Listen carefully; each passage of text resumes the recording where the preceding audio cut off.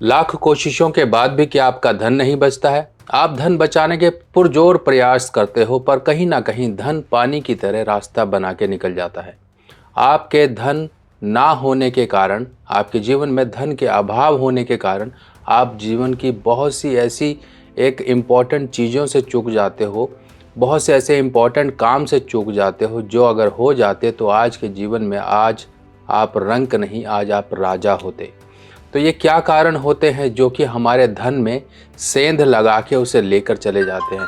आज मैं आपको धन बचाने के कुछ ऐसे नायाब तरीके बताऊंगा जिससे कि आपका जो धन का नुकसान हो रहा है, धन नहीं बच रहा है, वही बचना शुरू हो जाएगा।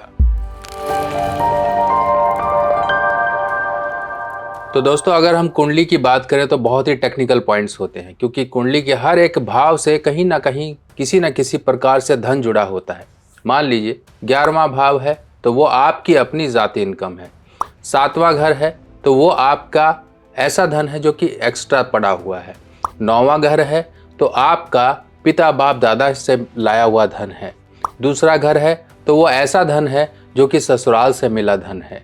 8वां घर भी ससुराल से मिला धन होता है। अगर 5वां घर देखें तो वो कहीं ना कहीं आपके संतान से मिला हुआ धन है, यानी कि संतान ने जो कमाया पिता बाप दादा को भी उस इज्जत में शामिल कर लिया।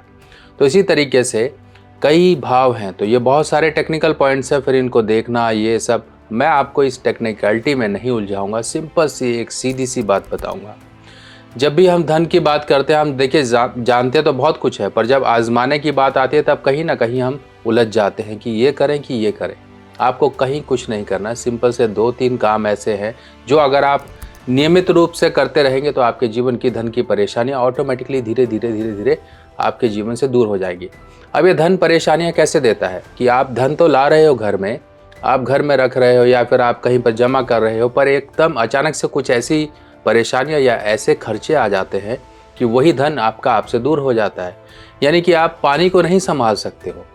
अगर कोई बर्तन है, मिट्टी का बर्तन ही है, उसमें एक छोटा सा मामूली सा भी छेद है और आप उसमें पानी भरते जा रहे हो, चाहे आप उस टूटे हुए बर्तन में पूरा समुद्र पानी डाल दो, वो भी नहीं रुकेगा। तो इसी तरीके से आपका पैसा, आपकी जमा पूंजी टिक नहीं पा रही है। आप पूरी कोशिशें कर रहे हैं, रुक नहीं पा रहा है। ये धन आवागमन यानी कि एक रोटेशन किसके ज़रिए होता है? सबसे पहले समझिए, धन का आवागमन, धन का रोटेशन होता है चंद्रमा के ज़रिए। अगर चंद्र कहीं ना कहीं से कमज़ोरी पा रहे हैं, कहीं पीड़ित हैं, कहीं गड़बड़ हो गया है उनका हालात कुंडली में, तब कहीं ना कहीं आपके जो पैसे हैं वो रोटेशन में प्रॉपर नहीं हो पाएंगे।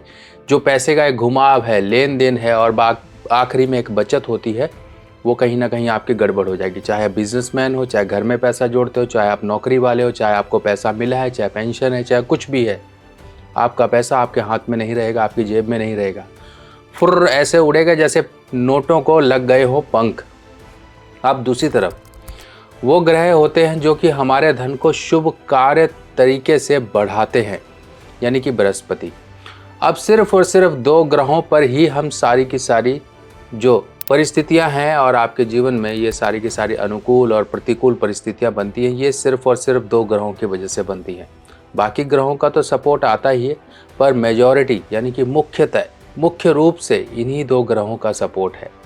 आपका धन है शुभ काम पे खर्च हो रहा है तो बृहस्पति, आपका धन है शुभ तरीके से बढ़ रहा है तो बृहस्पति, क्योंकि बृहस्पति हमेशा इस तरह से आपके एक्सपेंशन दर्शाते हैं।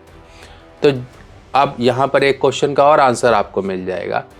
अभी मुझे कुछ दिन पहले किसी ने कमेंट में पूछा था कि ऊंचाई किस ग्रह से देखते हैं और चौड़ाई किस ग्रह से देखते हैं। चौड़ाई होती है बृहस्पति से, यानी कि जितना फैलाव होता है ये सब बृहस्पति है, और जो ऊंचा लंबा कद या फिर ऊंचाई ये सब राहु है। तो इस तरह से जो लोग पढ़ रहे हैं, जो लोग सीख रहे हैं, उनके लिए आपको ये टिप दे दिया और ये आपको बता दिया कि इस तरह से हम ग्रहों को देखते हैं। बाकी खालीपन अगर हम देखें तो वो बुध से देखा जाएगा, यानी कि सब एक, ये थोड़ा टेक्निकल पॉइंट्स हो गए, बाकी आप किताबें पढ़िए, किताबों से बहुत से आपको नॉलेज मिल जाएगी। ये 1 बाय 1 आ रही हैं, पहला भाग आ चुका है। इस तरह से देखिए, ये किताबों की क्लिप भी देख लीजिए साथ ही साथ। अगर आप अपने आप से लाल किताब के उपाय करना चाहते हो तो आ गई है मेरे द्वारा लिखी हुई नई लाल किताब, जो कि बिल्कुल सिंपल साधारण भाषा में है। और ये लाल किताब बिल्कुल सरल भाषा में आप लोगों के लिए मैंने लिखी है, ताकि आप लोग इसे पढ़कर अपने उपाय खुद कर सकें। और जो ग्रहों की स्थिति है, ग्रह क्या असर जीवन में लेकर आते हैं, उनके बुरे असर को कैसे दूर किया जाए, ये किताबें अब आपकी मदद करेंगी। ये पहला भाग है, ऐसे 5 भाग कुल मिलाकर आएंगे, जिसमें ये पहला भाग बेसिक होगा, यानी कि पार्ट 1, पार्ट 2, पार्ट 3, पार्ट 4, ऐसे पार्ट 5 तक आपको पूरी की पूरी संपूर्ण लाल किताब की जानकारी इन भागों में मिल जाएगी। ये किताब हिंदी में होगी और सरल भाषा में होगी। देखिए, इस तरह से इस किताब में संपूर्ण जानकारी, उपाय इत्यादि, योग, सब चीज़ें इस किताब में दी गई हैं। फिलहाल ये किताब पहली जो आपका पहला कदम होगी इस ज्ञान की तरफ। आप अपने जीवन में अपने परिवार वालों की, अपने दोस्तों की, किसी की भी कुंडली को देखकर अध्ययन करके उन्हें उपाय बता सकते हो। और ये उपाय बताने के लिए ये किताब आपकी मदद करेगी। चलिए, अब बृहस्पति और चंद्र को अब हमने शुभ करना है, इसका उपाय समझिए। सिंपल सा एक उपाय है। आप अपने घर में रोज पूजा पाठ करते हैं, थोड़ी या ज़्यादा, जिस भी तरीके से। आपके घर का एक मुख्य हिस्सा होगा, जो कि मुख्य हिस्सा यानी कि मिडल ऑफ द हाउस, एक centre part of the house, चाहे वो फ्लैट है, चाहे वो घर है, चाहे कुछ भी है।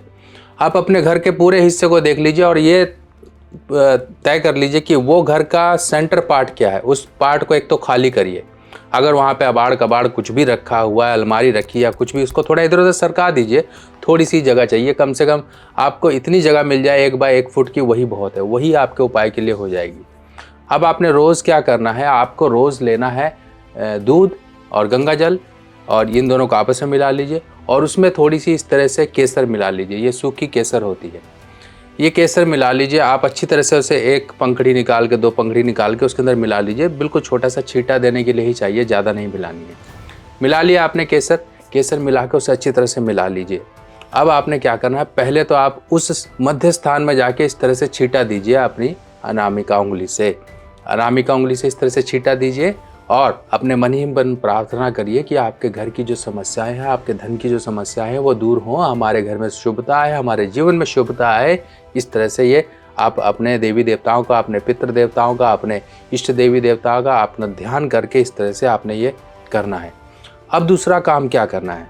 दूसरा काम होता है कि चंद्रमा की जो कमज़ोरियां हैं उसको सही करने के लिए, देखिए सिंपल से एक बात समझिए।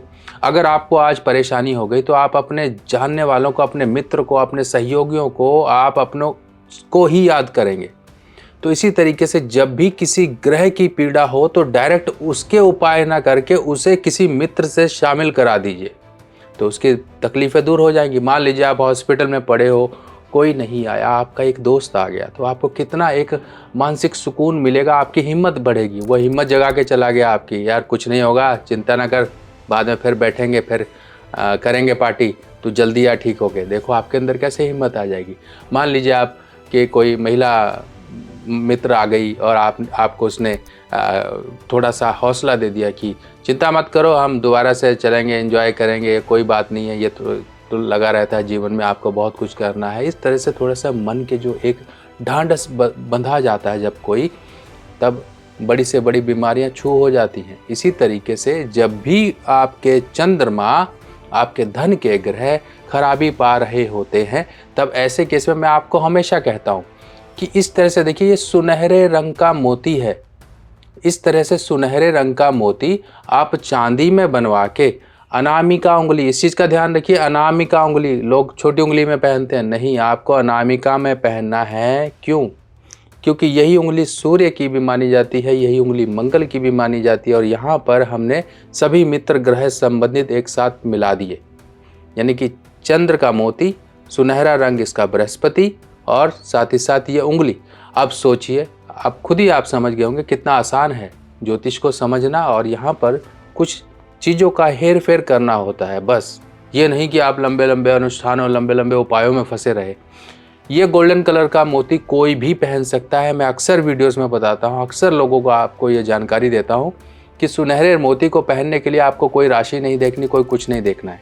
क्यों? क्योंकि यहाँ पर एक ग्रह के अगर मान लीजिए आप कोई सिंगल ग्रह का रत्न पहनते हो तो उसके दोष आपको ज़्यादा लगेंगे, उसकी परेशानी हो सकता है वो सूट ना करे आपको रत्न। पर जैसे ही दो शुभ ग्रह आपस में मिल जाते हैं तो जीवन में कभी भी बुरा नहीं करेंगे। आपके जो जीवन में चल रही परेशानियाँ, ये मोती डिप्रेशन, टेंशन, एंजाइटी, चंद्रमा के दोष, बृहस्पति के दोष, सबको दूर करने के लिए पहना जाता है। ये मोती आप पहनिए, देखिए आपको किस तरह से अपने जीवन में धन की समस्याओं से निदान मिलना शुरू हो जाएगा। बाकी ये तो हो गए रत्न पूजा। अब एक काम जरूर करिए, सोमवार के दिन जरूर आप जाकर शिवलिंग पर अभिषेक किया करें, दूध का अभिषेक करें, गंगा जल अभिषेक करें। और जितना हो सके चंद्र को मजबूत करने का तरीका एक और है, शिवलिंग जहाँ पर होता है उसके ऊपर आपने देखा होगा कलश स्थापित होते हैं, उस कलश में जल भरा होता है।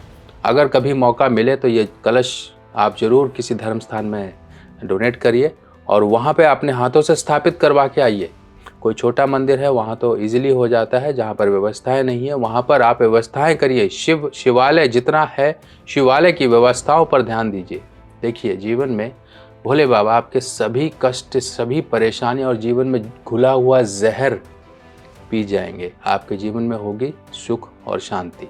तो दोस्तों मिलते हैं नई जानकारियों के साथ, तब तक के लिए आज्ञा दीजिए। नमस्कार।